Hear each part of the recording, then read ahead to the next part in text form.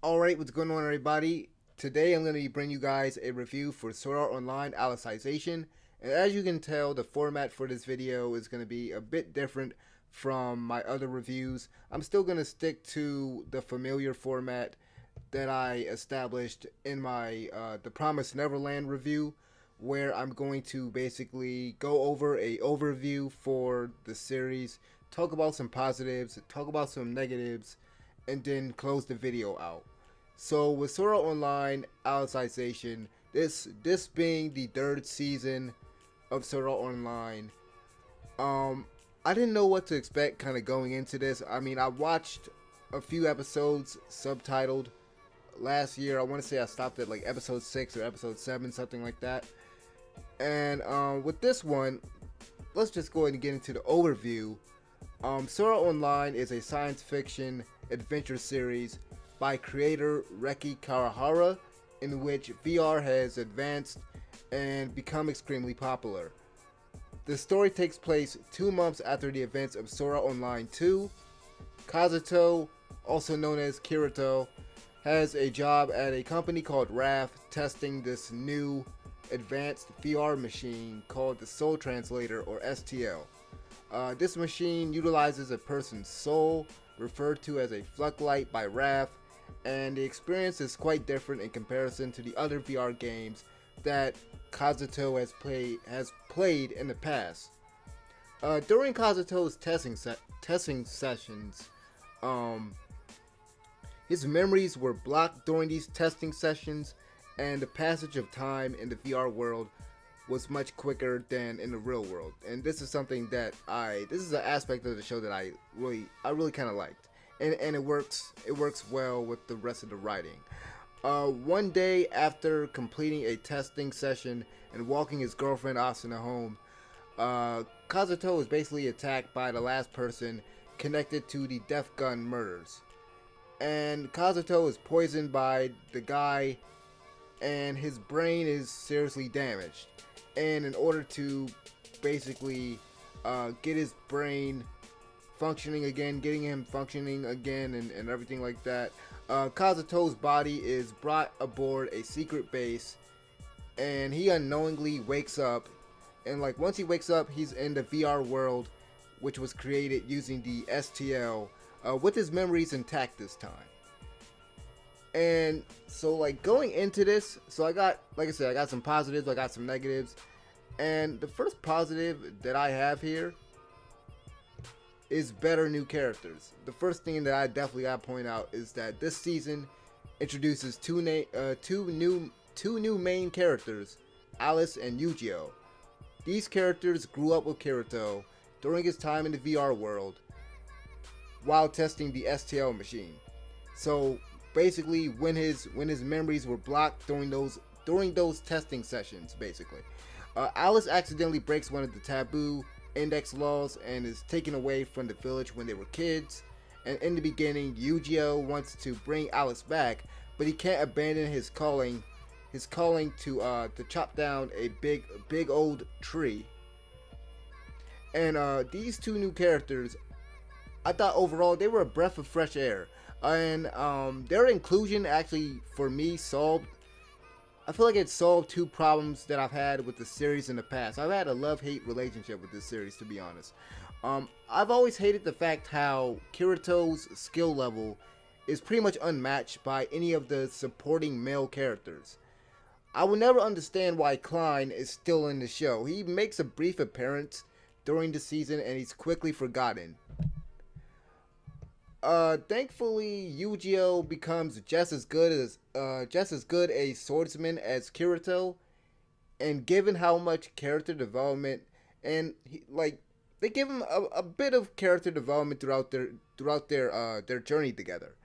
I enjoyed the almost brotherly bond that Eugeo and Kirito develop over time. I actually like this because in comparison to the other relationships that Kirito really has, I mean, I feel like the Eugeo Kirito relationship is actually kind of one of the strongest relationships within the series. I mean, I almost want to say, I argue to say probably even stronger than Asuna and Kirito. My only complaint with his character growth, Yu-Gi-Oh's character growth, is that he was very dependent on Kirito, and he didn't really get a chance to really become his own man until like later on, like like in the latter half of the series. Another thing that I've grown to really hate about Kazuto is, his ever expanding harem. Thank God the rest of his harem is barely in this season. Outside of his main girl Asuna, like they're in like the first few episodes, they're in like certain scenes, certain scenes within the real world, but overall they're not really in there. His harem is not really in there. Kawahara has ruined Asuna's character. He ruined Sinon's character in the past seasons. He ruined those two characters. These characters went from interesting and skillful players on par with Kirito to just another dull addition to Kirito's entourage. Luckily, Kawahara hasn't ruined Alice yet, because there's still some time. She is the best female character written so far, in my opinion. The interaction between her and Kirito in the later scenes later episodes. Their interaction, Kirito and Alice, their interaction, I found that to be very refreshing. Very different from how his harem girls act toward him. Plus, she's very skilled. She's a skilled fighter. And then, okay, so like the second point that I have here, and some of y'all might disagree with this. I don't know. I thought that the writing was improved overall. In comparison to past seasons, I think this is actually a lot better. It's not perfect, but it's a heck of a lot better. Let me tell you that. Say what you want about certain parts of this particular series, but you have to give Kawahara his props for writing the third season. The theme of morality is explored excellently through the characters and the established lore within the VR world. Elements like the Integrity Knights, the Axum Church, the Taboo Index, they're all used to tackle the morality theme in relation to the law and religion. Characters within the VR world are afraid to break the laws of the Taboo Index, which were created by the church. When someone breaks a law, an Integrity Knight from the church is summoned to take that person away. I really like how the civilization in the VR world was structured in terms of the social class ranking and how it's governed by the church and its laws. Kawahara places Yu-Gi-Oh and Kirito in a very interesting and intense situation in episodes 10 and 11. And don't worry, I'm not going to spoil it. But it gets to the point where morality and law are called into question. There are moments throughout the season, and some of y'all might not, like I said, some of y'all might disagree with me, and some of y'all might think I'm blowing it out of proportion, but there are really some moments throughout the season that are actually kind of thought provoking, and in a way, it kind of could serve as light commentary on the laws that govern modern day society. In regards to how the religious element of the story was handled, I'm not entirely sure if Kawahara intended to attack religion, given statements made by certain characters and the reveals involving the Axum Church and the Integrity Knights, which again I'm not going to spoil. Maybe I'm overthinking things. Or perhaps he meant to simply depict how religious doctrine can be misused, which has happened quite a few times throughout the history of man. I mean, let's be honest. Anyway, the VR world that is presented in this season, I believe it's called the Underworld, that's what they call it. It's the best that Kawahara has created so far, in my opinion. And it basically combines technology with fantasy elements in an interesting way that manages to really seem organic. System commands are treated like spells, and other game-like elements such as leveling up and like a health system, a health bar system, or a health number system, are treated like a natural part of this world. So even when Kawahara introduces the ridiculous concept of boosting your power past a given level through imagination and visualization, he manages to not abuse it, surprisingly. Yes, the concept is very stupid. It really is. I'm not gonna lie. But Kawahara surprisingly doesn't use it as an easy out for Yu-Gi-Oh! And Kirito. Like, I was very surprised. I thought he was gonna abuse the crap out of that. And yeah, okay, imagination, right? That's dumb, I know. But he actually works it into the introduction of the armament full control art system, which is introduced later on in the season. I mean, it just works. It works. Outside of the imagination stat boosting crap, there really weren't too many. There weren't too many times where I began to really question his writing. Surprisingly, Kawahara establishes many aspects about the VR world earlier in the season, such as the accelerated passage of time that I mentioned earlier, so that the basically the pacing isn't an issue because he introduced that early on. And then, so the next point I got here in my notes is about the phenomenal production, which is something. The production of Sword Art Online. I mean, you can say what you want about the quality of the writing and all this other stuff when it comes to the series itself as a whole, but when it comes to animation and stuff, I mean, it's always been good. So like, every season of Sword Art Online has been really consistent in terms of quality of its overall production. The art and the animation is amazing, the musical score is fantastic and memorable, and the sound effects are top notch. I think we all can agree with that. I watched most of the show in English, and I thought that the dub voice acting was pretty good overall.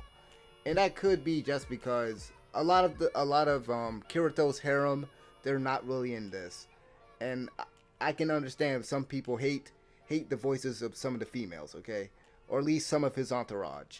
The opening and ending sequences are just perfect in terms of visuals. I think that the first opening is better than the second one in terms of animation. And as I always say, I'm not an animation expert. I'm not an expert on this. But it seems to be a brief moment in the, I believe it's the second one, where there seems to be a bit of lag or like maybe a frame rate issue or something. I don't know. Again, I'm not an expert when it comes to animation. But it's like before Yu-Gi-Oh! Clashes swords with another character. That could have been intentional. It looks weird to me. But the opening and ending themes are fantastic as always. They're performed by artists Lisa, ACSA, Riona, and I don't know how to pronounce this one, but is it Iowa? Whatever. I'm gonna have the names on screen, so don't worry. So, kind of getting into, well, before I get into my negatives, I didn't know where to put this in my notes, but I guess I'll say another positive would be it's basically a return to form for the series, and you're going to hear me say this later on, but basically I like the fact that, so the show opens up, this series, well this season rather, the season opens up with Kirito, because it's like a 2 hour, well not 2 hour, it's a 1 hour season premiere, and the first few episodes do a great job where like Kirito, and what I liked about the first Sword Art Online, a lot of this season has those elements, like the whole psychological element of it. Like the first few episodes, Kirito's like, I'm in this other world, what's going on? He doesn't know what's going on. He's out of his element. He's not OP, or at least in the beginning and everything, he's not OP, he's not on God mode. There's a real sense of danger here. That was something that the last season, I feel like the last season and like after they cleared Sword Art Online, after they cleared what's it called, Aincrad, you know, after they cleared that first game, that sense of danger was gone. And so all of those elements, all of those things that I liked about the first season, I felt like this season it brought that stuff back. So that's something that I definitely wanted to mention there.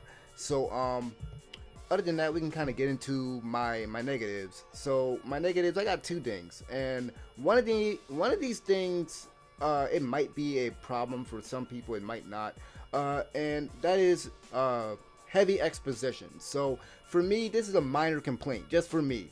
When I see it, like I see it as a necessary evil, but nonetheless, I have to mention it. This season contains several scenes where there's just heavy exposition. They're very heavy on the exposition, in which a handful of characters are just talking, or just basically talking to each other.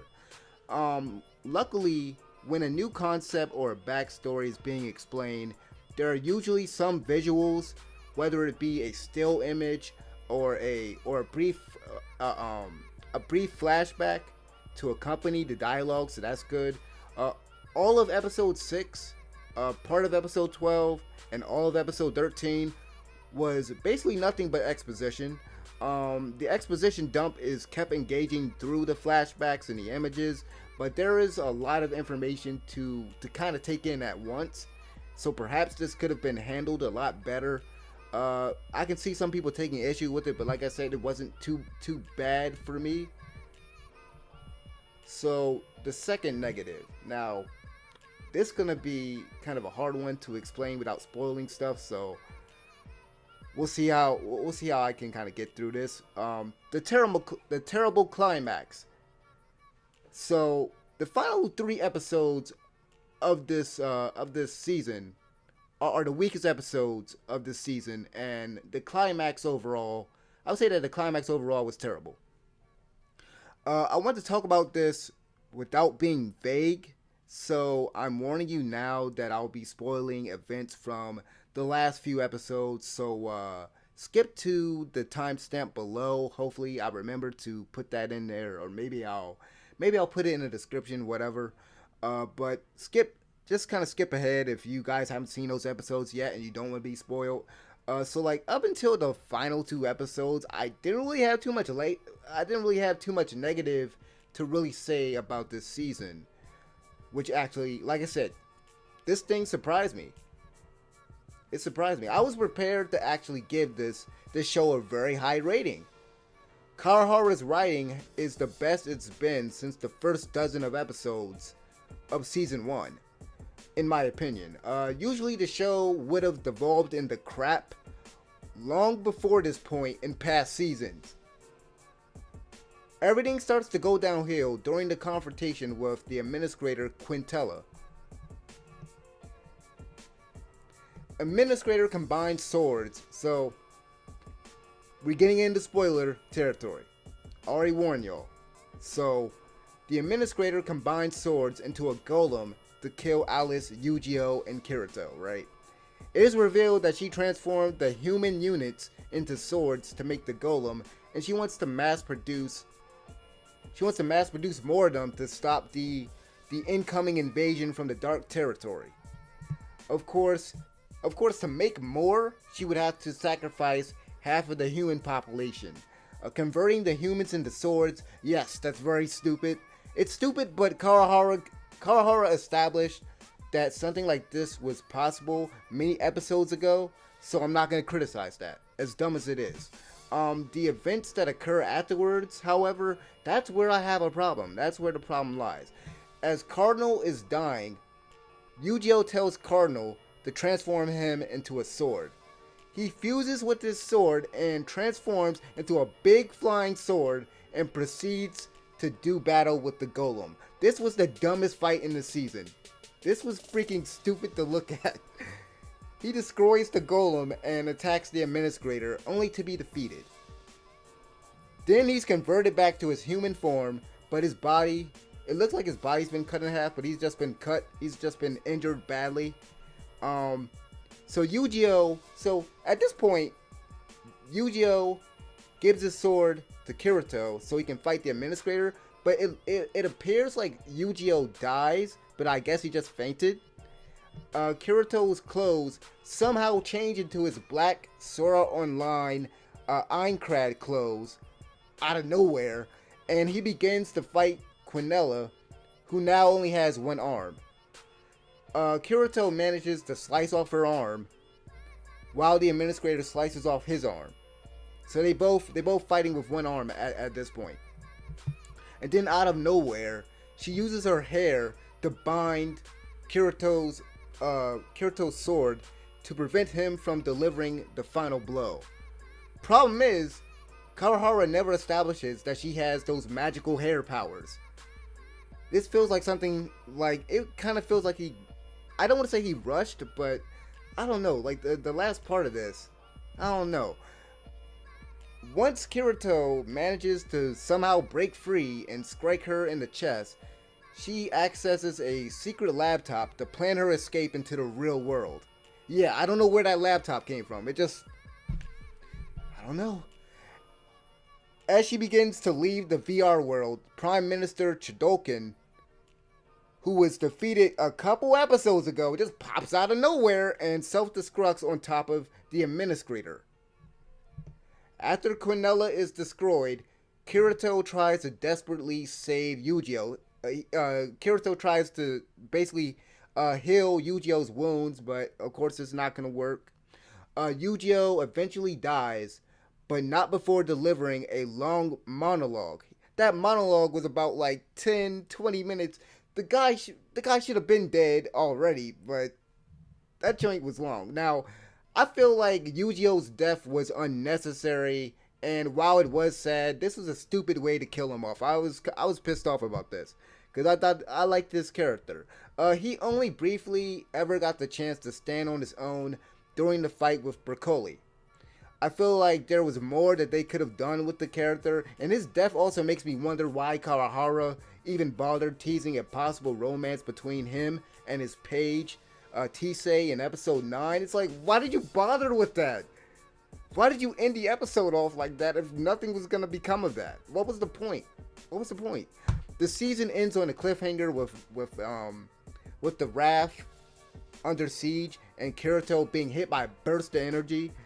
I mean, overall, I thought that the ending was very, very sloppy, and the writing, it was just the worst writing in the season at that point. I mean, you almost had it, Kawahara. You almost had it. You just couldn't get those last 3 episodes, man. If you could have done that. If it could have been solid all the way through, man. So, Sword Art Online Alicization, I guess this is going to be my conclusion now. So, in conclusion, I think Sword Art Online Alicization, it's a return to form for the series, and it avoids a lot of the issues that plagued the last 2 seasons. The last few episodes kind of bring down an otherwise great season. I'm going to give Sword Art Online Alicization a C+. So that's been my review for Sword Art Online Alicization. Let me know if you guys would actually prefer me doing my reviews in this format in the future. This is just a test run of this format, so let me know what you guys think in the comment section below. Like the video, subscribe if you guys enjoyed listening and everything like that. Hit the notification bell, and thank you guys for watching. This has been Fear No Hate. I'm out of here. Peace.